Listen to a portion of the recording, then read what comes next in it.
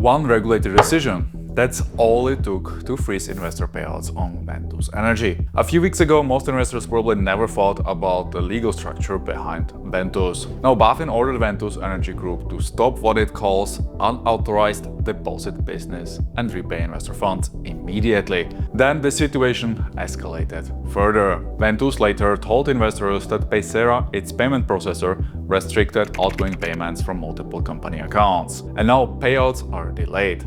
So what exactly did BaFin dislike about Ventus? I went through the agreement and the issue becomes pretty clear once you read the wording. The Ventus document is called a loan agreement. The investor is described as the lender, Ventus is described as the borrower. And the agreement literally says that investors grant a loan to Ventus. That is the key problem. From BaFin's perspective, investors were directly lending money to a company that promised repayment with fixed interest, fixed repayment obligation, which means direct borrower-to-lender relationship. Ventus then used those funds for re-lending inside the group structure. That combination starts looking very close to deposit-taking activity. And in Germany, if you accept repayable public funds without the proper license, regulators can classify it as unauthorized banking business. This is why the case matters beyond Ventus itself, because it raises a bigger question. Could something similar happen to other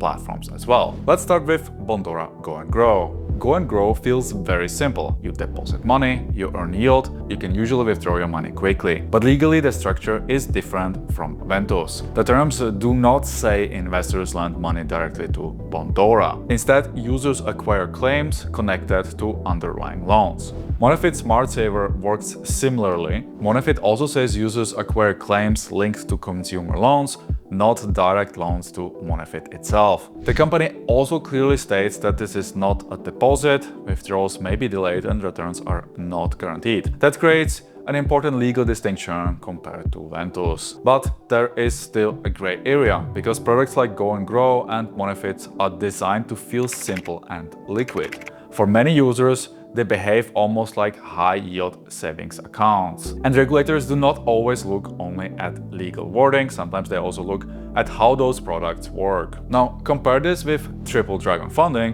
which uses the same technical infrastructure provider as Ventus, white label solutions. But based on the agreements, the structure itself looks materially different from Ventus.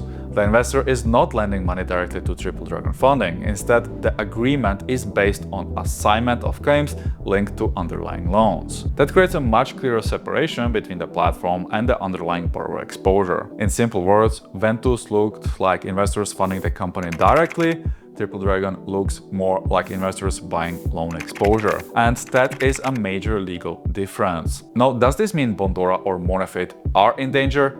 Well, not necessarily. Their structures are materially different from Ventus. But the Ventus case shows how important legal structure really is, because most investors focus on yield, buyback, withdrawal speed, or bonuses. Very few investors ask, who actually owes me the money? And that question suddenly becomes very important when regulators step in. And the story may not end here for Ventus. German publisher Carsten Philipp Eichholz, who has been regularly reporting on Ventus, pointed out that the case could potentially escalate further. BaFin stated that Ventus may have conducted unauthorized banking business. Under German law, conducting banking business without authorization can potentially become a criminal matter. That does not automatically mean criminal charges will follow, but if prosecutors become involved, the pressure on the company could increase significantly. And one point is already clear.